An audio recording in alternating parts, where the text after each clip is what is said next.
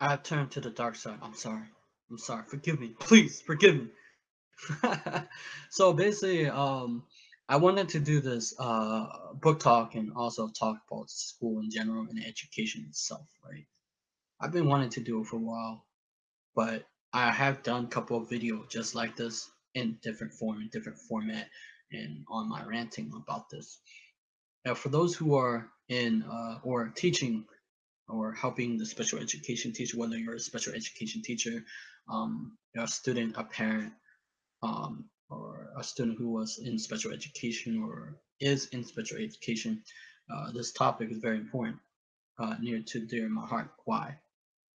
Because when I was little, I was put in or labeled as a special education, and I thought myself I was dumb, that I didn't have the capacity to learn things, right?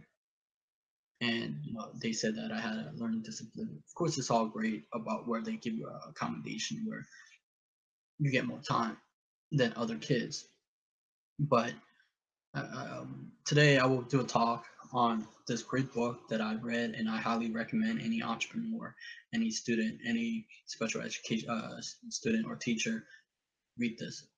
It's called Dropout and Get School by Patrick the David, and I agree a lot with him. What he says is true. Now, our American educational system is broken from, but it's also different from the Asian culture, because a lot of things that was taught today is outdated, because as society as a whole, as in America, we forget that we live in an age of an era that technology is at our fingertip, right?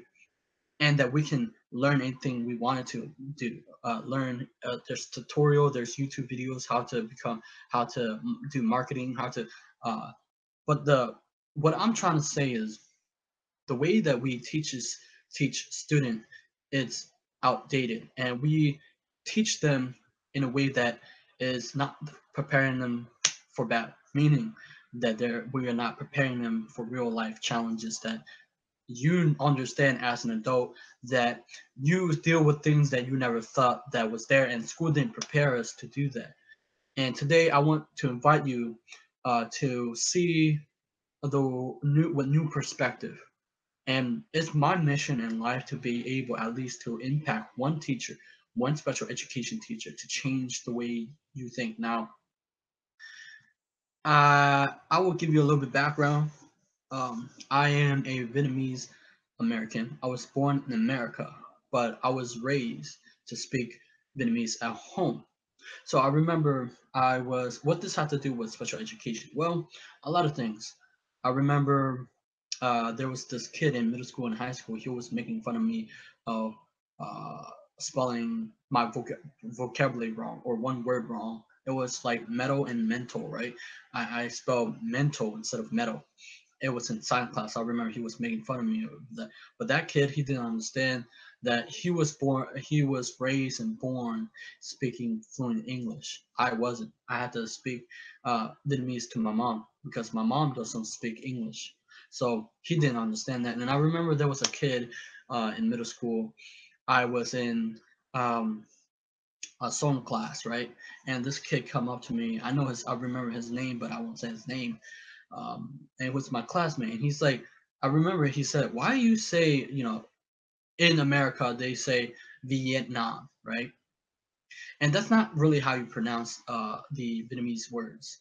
Vietnamese words are close to the Chinese, because Vietnamese has tone, right?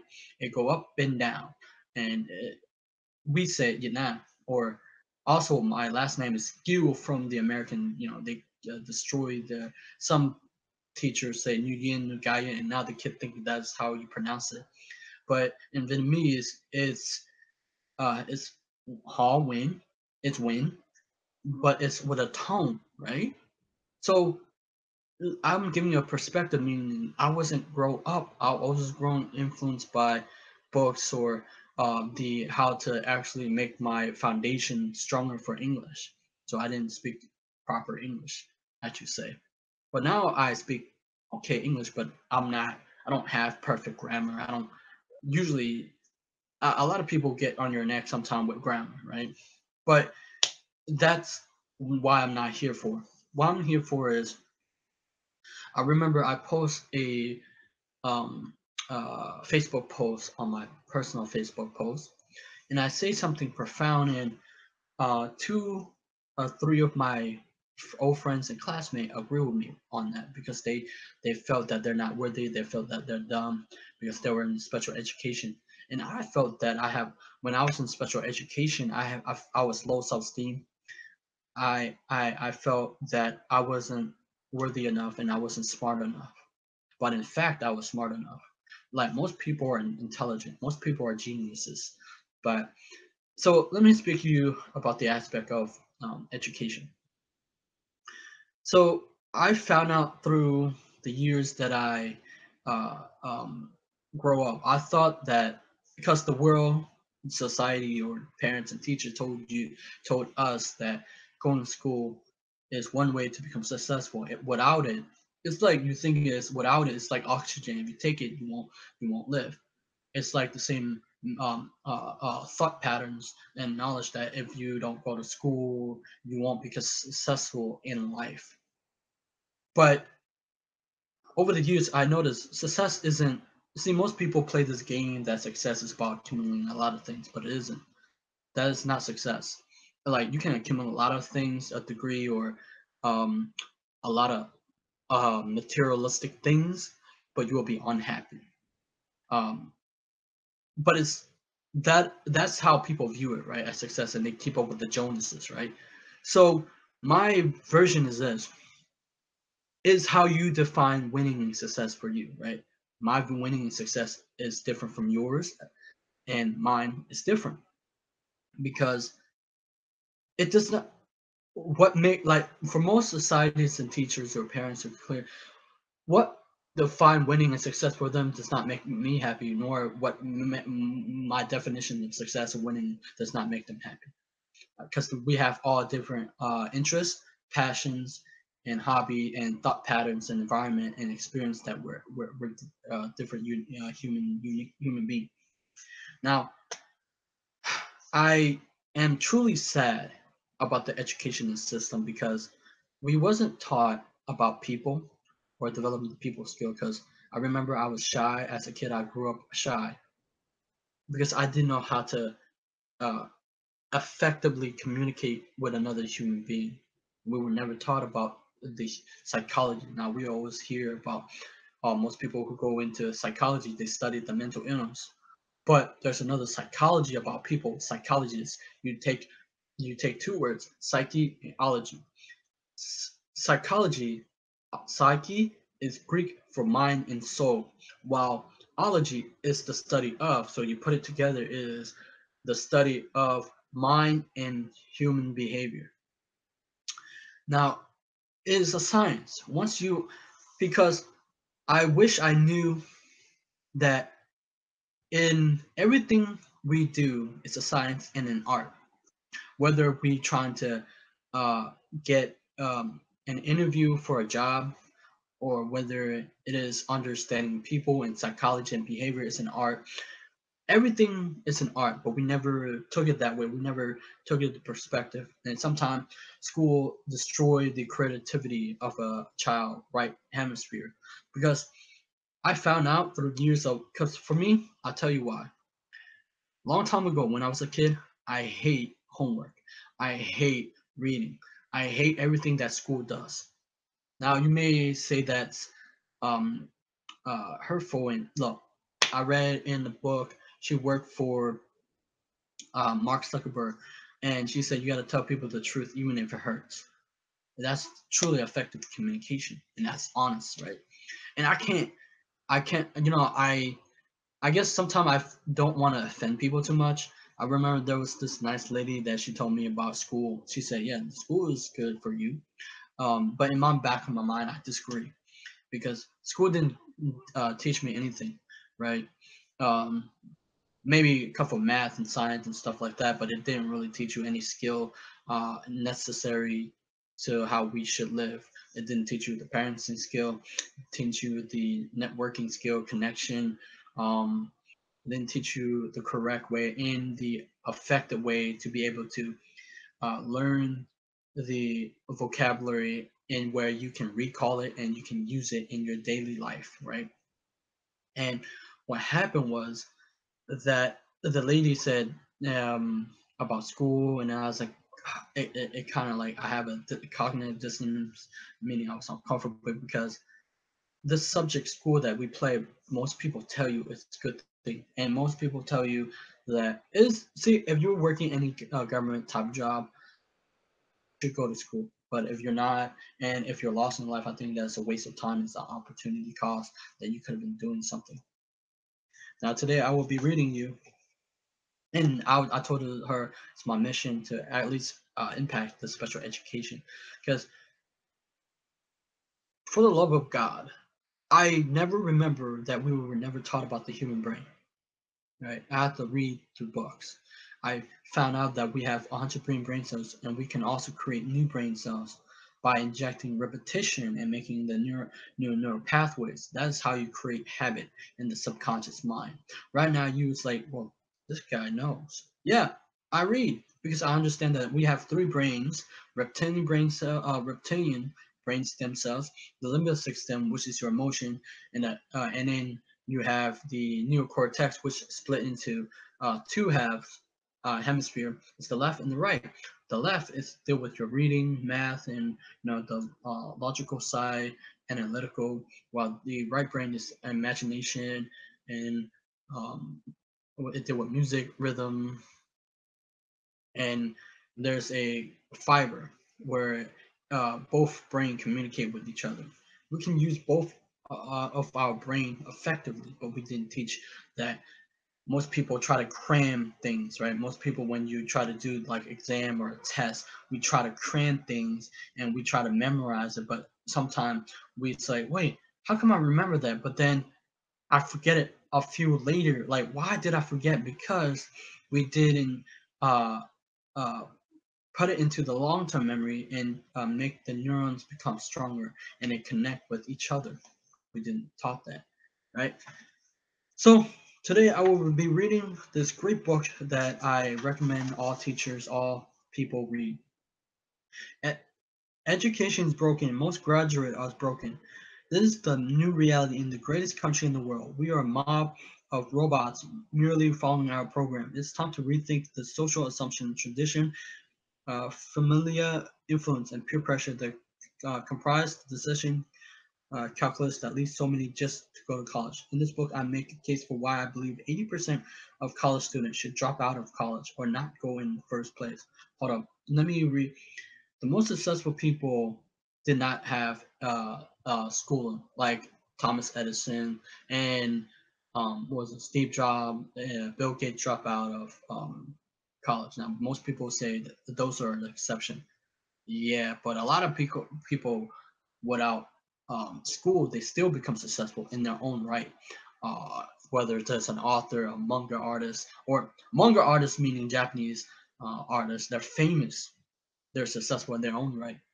But it's because most people don't have to develop the skill set of understanding about people, skills, I mean, sales and marketing, relationship, and marriage, and parenting, and information about taxes and money. We never knew that. So today I'll be reading you this.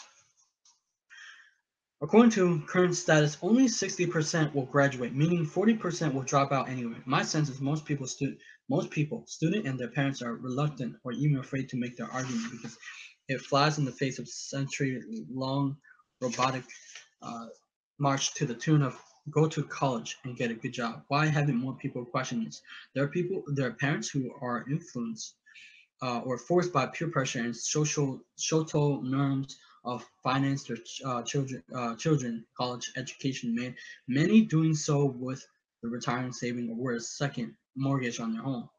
This, mind you, without any guarantee it produced the desired result for their particular son or daughter. This is simply insane to me. Um, as a parent of three, I understand the importance of investing in your future, but I also believe we must ask ourselves about the final product and byproducts of our current educational system is producing. Uh, Here we go. I did schooling somewhat backward. Let me start at the beginning. As a kid who grew up in a broken family with a divorced and single mom doing her best to raise me, it's no surprise that I became very rebellious. Most Middle Eastern family want or expect their kid to become engineer, a doctor, or attorney. That is true. That is because they believe that that is how you become successful. But I disagree with most Asian parents because most Asian parents force their kid to be something that they don't want to be, and and I don't like the idea of going doing a subject that you really don't have a passion for because in life it's better to do what you love to do um, and doing it with all you got because you're living up to your dreams, but not the other plans and expectation of other people plan for you. And most people will go that road, and sooner or later they'll hit, and they'll like, I don't want this for my life. This is what my parents want for me, but it's not what I want for me, and that's sad that we enforce force our well, I don't have kid, but force your kid to go to these type of things. It's mental suicide. It's suicide in general, man. Jesus Christ. Well, I ended up joining the army after high school. It was pretty obvious no university was interested in a student who was rebellious, got a 880 under stat, and managed only 1.8 GPA. Those numbers typically point to the trouble, maybe even perfect candidate for a prison. Society influenced me to believe that I was not meant to do anything special with my life. My high school um, guidance counselor would speak to me as if I was a project on which they had to work. They had great intention, but they put me in a box labeled future failure in future in life. Yeah, I remember that. A lot of people, but they put me in the box labeled. Yeah, okay, I read that. I remember one sit down meeting with one of my counselors. I call her Miss K for privacy purposes. She told me, son, I feel sorry for your parents.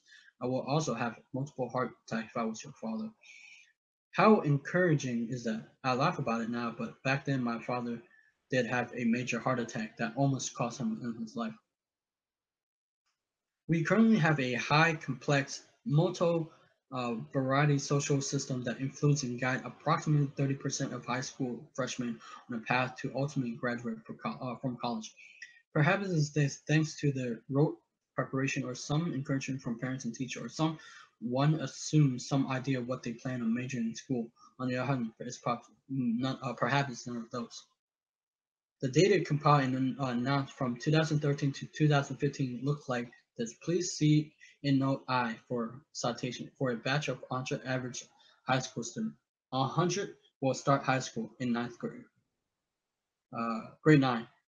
80 will graduate, 20 will drop out. They actually kicked me out of high school um, for skipping too much school because I have lots of stress in my life, okay? And I hated life, okay? I grew up hating life and I was bullied. I I I have no self-worth at all.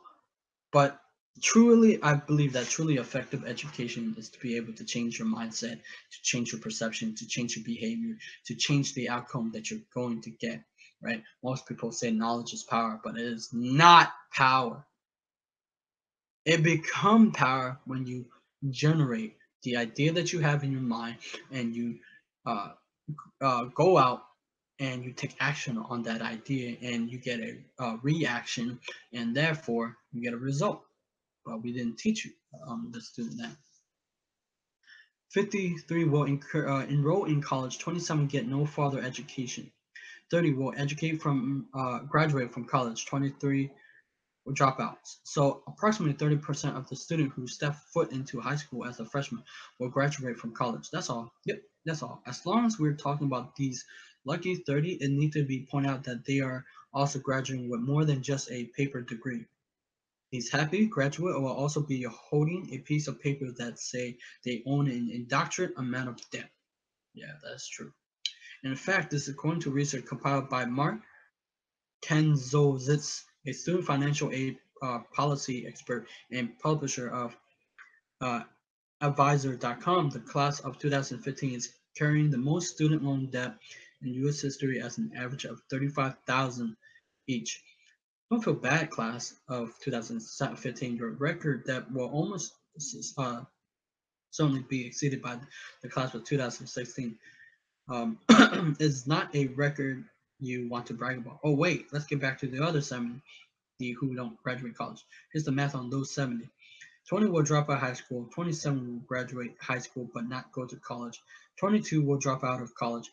What do those 70 do? Do they ever get educated? I'm trying to press consistently who in the civilian world need my service outside of Arnold Schwarzenegger, who actually owns a Hummer H1.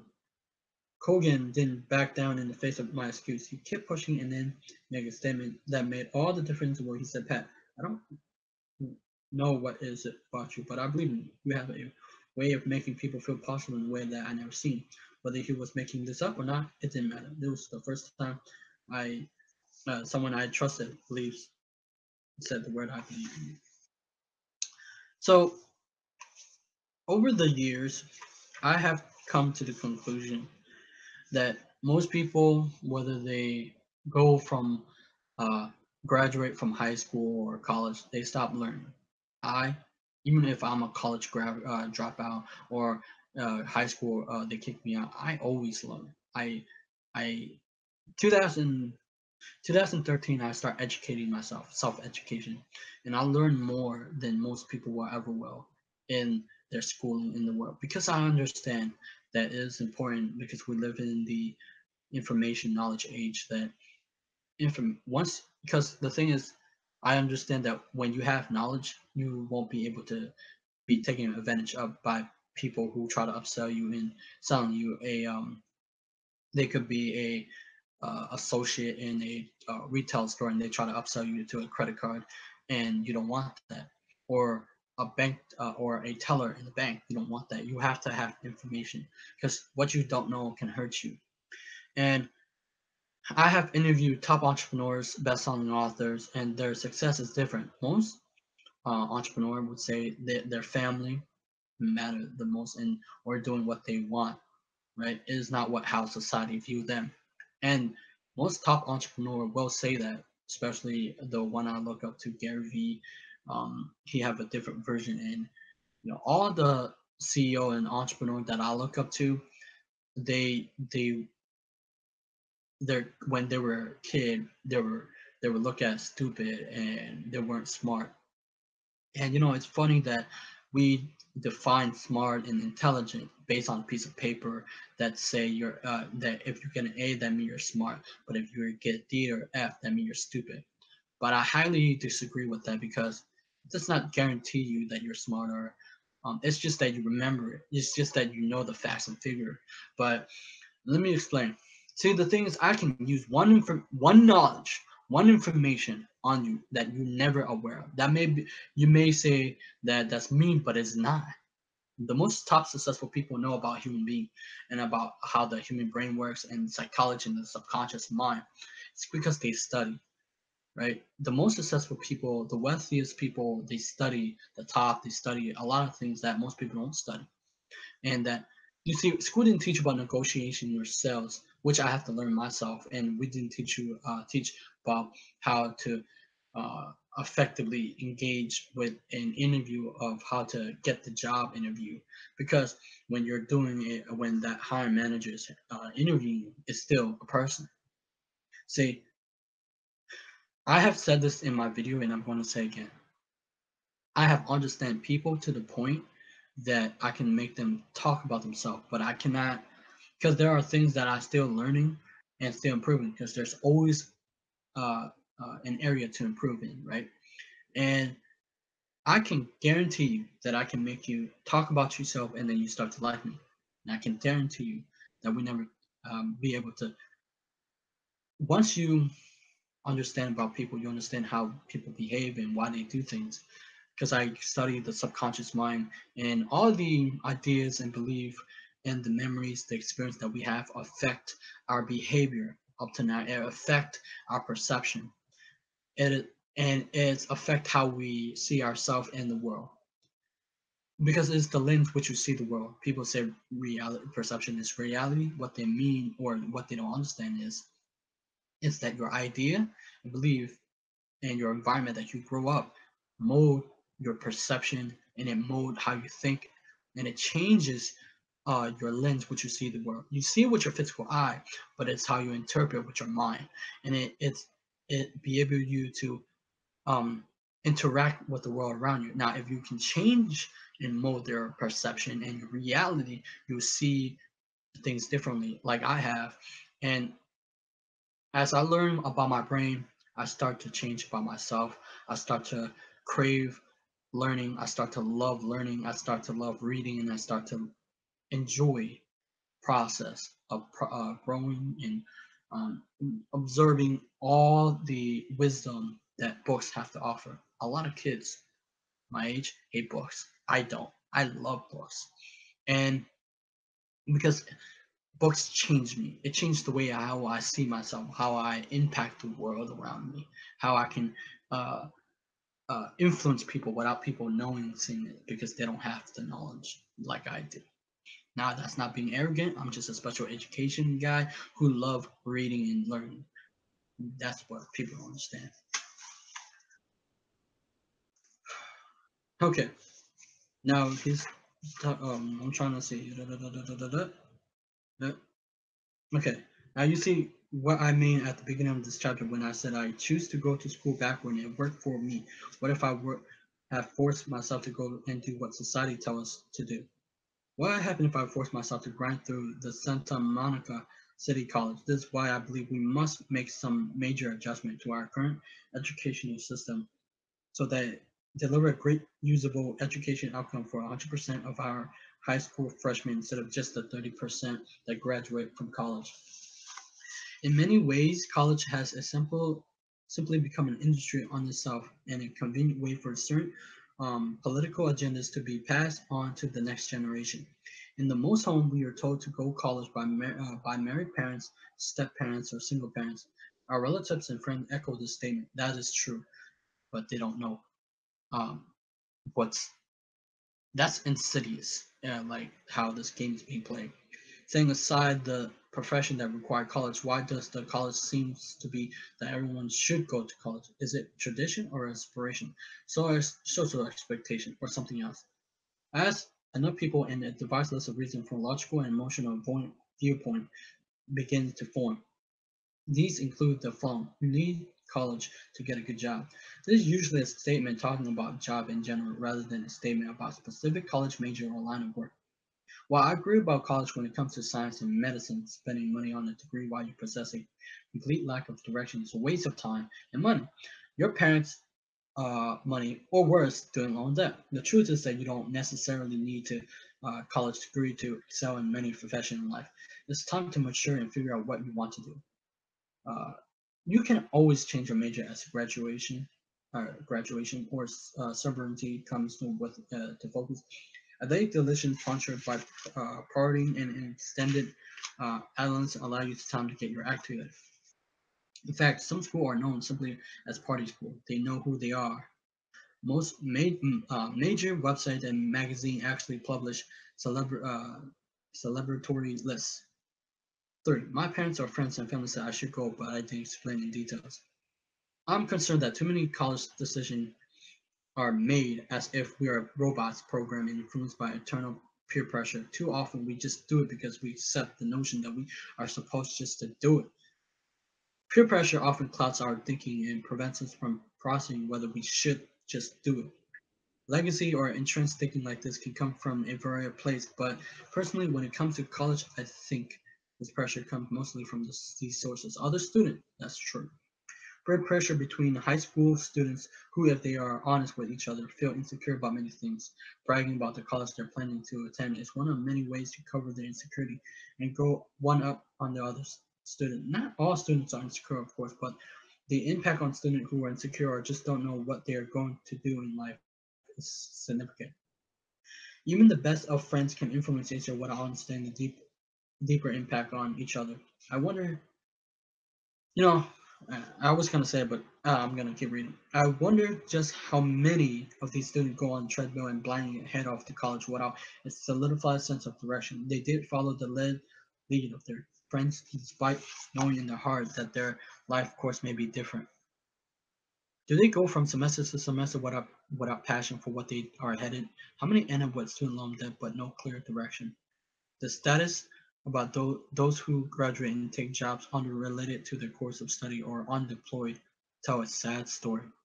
I hope that students who read this book do one thing: open a dialogue with their friends by asking why they have chosen a college or major, and keep asking why until you're convinced the friend is committed and passionate. Any answer about choosing a college that begins with a B is usually trouble. Beer, boobs, bones, bikinis, boys, beach, spring breaks, blunts. Yes, books start with a B, but it usually does not on the list. To wrap this point up in a serious way, if the why reveal that they aren't sure, tell them. Let keep them talking about this. You have gifts and need to be filled your passion. Use them for that and only that. It's truly sad what we have become as a society, as people. I remember I wanted to do my own thing, um, and I was trying to find my um, way in life and my reason for living because I was heartbroken. I just got out of a major breakup, and I was trying to find who I am in the world. A lot of people who are lost and are in pain. I don't care what it is, and I remember I was reading personal development books and reading, and I was into reading.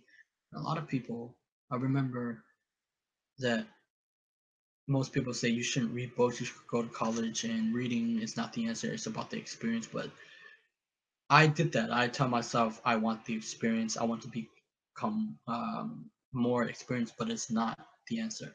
It is having the knowledge inside your head to be able to simulate the future outcome that you're going to get. A lot of my friends who say books aren't important, they're broken people, right? They don't have knowledge like I do. Um, and also the adults that tell me that go to college and they're broken people. Now, there's another side is this. There's another. I remember there was this lady that I admire, and it hurt me so much that she said that she said, a lot of people say don't be like your older brother because I got kicked out of high school. But what if that day that I got kicked out of school that changes my life? But you never know that, did you? What if that day that I got kicked out of high school and I went to boarding school and I met amazing friends, new friends, new experiences. And what happened is it changed who I am, it changed my perspective on life, and I can get out of my comfort zone. But nobody tell you that that was the best day of my life, right? Well, it's still becoming best day of my life because I'm passionate and doing my dream, regardless of what you say that is bad or not, regardless of what society wants from me. I don't care. What I care about is living before I die. Too many people die at the age of 17 now or younger. They died inside and don't get buried till um, they're 65. That's a sad way to live. Regrets is heavy, um, and I don't want that burden on me. I want to live my dream now before I get old. And I remember when I was depressed, I want to become wise, but it wasn't the wise that you think it is. I want to be eclectic. I want to be absorb all the knowledge that there is to the world to be able to know because it's my passion to Albert Einstein and Thomas Edison was actually they were ridiculed and made fun of, and they were told that they were not amount to anything and there were special education, but then they become the most successful people on earth. Albert Einstein didn't pick up a book when he was 7, and too many people look at it as if they were on genius, but they become a genius, and then now they're praised for their inventions and their knowledge. Right? We hear them now; they become legends. At first, they were crazy. Now they're like amazing. And uh, yes, I can read this, but then now I'm trying to I'm trying to find out. Which one is it? Okay, it's this one. Okay, here we go. What should be added to college? What they don't teach you can hurt you. By now, you probably believe that I have a bias against college. Actually, I don't. To repeat, I have said a couple of times there are professions that require college, but there are people who would do well to think twice about running off to college with the rest of the bleeding herd. I do have a bias against many of the general education required courses that um, college force students to take and pay for on the road to earn the degree within the major that they are seeking. Tom asks a question in the prologue to this book. Why on earth do they require business students to take astronomy? Depending on who you speak to, you will typically receive one of many two answers. A college education needs to be well-rounded, and these courses provide a balance of discipline in addition to concentrated teaching in the major of study. College make the rules and collect the tuition. Okay, so B can be seen as a bit critical, but is it really? In the face of staggering student loan debt and the loaded being placed on students, it's time to rethink these general education courses. I say yes. In the book Blue Ocean Strategy, the author makes a compelling argument. Instead of being a shark infested ocean where all the shark competitors are competing, I mean, competitor are fighting for the same customer, where they eventually end up killing each other, go create a new value in a new product or market, or have a new blue ocean to yourself. The author present what they call the four action framework. Here's the diagram, and then he showed the diagram. Now he give you this. Here we go. I like to crank a applying college education to four action framework from Blue Ocean. Create a certain um, curriculum that matches the personality type of the student, not this current dynamic where we force every student to follow the same system. This obviously excluded medicine, laws, and technology. Create an entrepreneurial experience where you find out early which kid gravitate toward entrepreneurship. I actually believe that anyone is an entrepreneur, from the natural artist to the kid who wants to be a real estate mogul. It's the mindset that needs to be taught early. Create low-cost online university where everyone from around the world can get educated on a specific subject without the need to get a degree. Some of this exists today, but mostly for STEM subjects and software coding. Minimize testing, increase hands-on activity. I operate a cell organization for quite some time, and I can tell you that the best way to teach my leaders is by role-playing. Nothing is more effective than that. Not a motivational speaker or manual. What I take is an audience of 100 and we role-play for an hour straight. I not only have everyone attention, but at least same time, everyone is having fun while learning. Instead of making it 4-year bachelor degree, give the student the opportunity to obtain a degree in less time if 4 years is not enough. Frequently, I like to see a conscious report that could be completed for some subject in 18 months. Increase. Increase education on life subjects that everyone will face, just as marriage, parenting, seeking a job, how to do a job interview, people skill, leadership skill, tax, politics, and others. Can you imagine how kids would respond if they were all required to go to the auditorium and watch three people from different political systems debate each other? Imagine a Republican, Democratic, and an independent debating the question student and teacher asked to leave the kids to make a decision for themselves. Yeah, so I like it. Oh, here we go. I'm trying to think. Marriage. History proven that marriage that stay together in terms broad average produce children that do better in life than those from divorce home. Divorce status also show that divorce does not strain society. If the case, why not teach relationship skills as a general education course? That's an important question, just as why even get married to spur thought and discussion about this significant life decision. It is really a major decision. Can anyone deny that people with better relationship skills at home can take those skills to do their job? No way. Thus, teaching marriage and relationship skills strengthen the person's society. Parenting. Marriage typically, but does not always lead to children. There are many couples who choose not to have kids or cannot have children. Some of these children, couple adopt or foster children, and some do not. When children do appear in a marriage or relationship, society benefit when they raise properly and become good citizens. And a trip to supervised daycare center will run amok without guidance. And then he talked about income. What's up? So why not include parenting course in the general education curriculum? You may say, don't be presumptive. Not everyone wants children or will have children. You will be correct. But can anyone be a good mentor about volunteer? Yes. How many non-parents are actually an aunt or uncle? Parenting skill would help broader society, not just those who offspring off their own. It would be decrease the high school dropout rate, which will have a positive impact on society as well. Individual income tax and money. Yeah, you talk about that. Politics and more proof. And yeah. And I believe that, yeah, we should learn these things, but we didn't. I don't know why. And I'm looking for, here we go. I believe that what he said is to be true. I love this book and I highly recommend that. I cannot get enough of this book. It's awesome. And he also said, if you want to get, this is how I get in touch with top entrepreneurs. Not always effectively, but I do get them. Pick an overly simple example. Suppose a woman wants to be a founder of her own company. She can join groups on LinkedIn, follow founder on Twitter, and use both to actually start an active personal dialogue. If she is persistent, she may get a detailed email with advice, or better yet, a 30-minute phone call from a CEO or founder who is impressed by her persistence and zeal for knowledge. This is what I got from Tim Ferriss and this book.